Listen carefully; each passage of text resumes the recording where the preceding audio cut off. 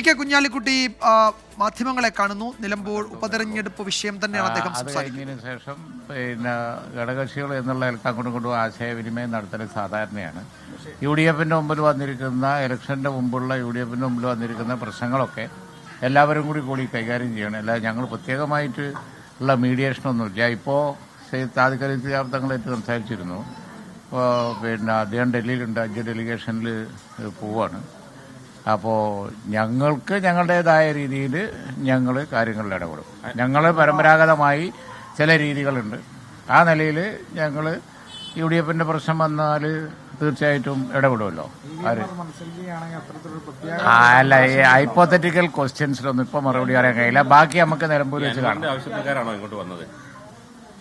അല്ല, അൻവർ വന്നതാണ്. അൻവർ വന്ന് പിന്നെ അദ്ദേഹത്തിന്റെ പൊസിഷൻ അത് അദ്ദേഹം പത്രക്കാരോട് നിങ്ങളോട് പറഞ്ഞല്ലോ.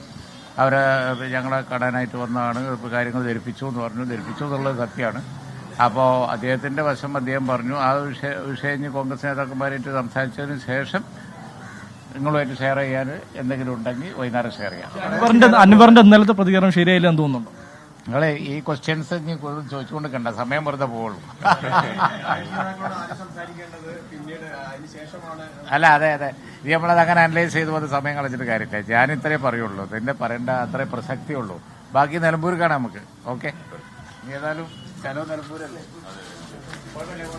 യെസ്, അൻവർ വന്നു, അൻവർ കണ്ടു, അൻവറിന് പറയാനുള്ള കാര്യങ്ങൾ അൻവർ പറഞ്ഞു. ഇനി കോൺഗ്രസ് നേതൃത്വവുമായി അക്കാര്യം സംസാരിക്കും. അതിനുശേഷം എന്തെങ്കിലും മാധ്യമങ്ങളോട് പറയാനുണ്ടെങ്കിൽ നിലമ്പൂർ വെച്ച് പറയാം എന്നാണ് കെ കുഞ്ഞാലിക്കുട്ടി വിശദീകരിച്ചത്. എന്തായാലും ഇക്കാര്യത്തിൽ അങ്ങനെ ഔദ്യോഗിക മധ്യസ്ഥ നീക്കമൊന്നുമില്ല. പരമ്പരാഗതമായി ഇത്തരം പ്രശ്നങ്ങൾ കൈകാര്യം ചെയ്യാൻ ലീഗിനൊരു രീതിയുണ്ട്.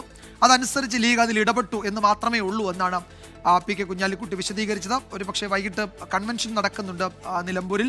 ആ കൺവെൻഷന് ശേഷം ഒക്കെ ഇക്കാര്യത്തിൽ കൂടുതൽ പ്രതികരണങ്ങൾ ഉണ്ടാകുമെന്ന് നമുക്ക് കരുതാം.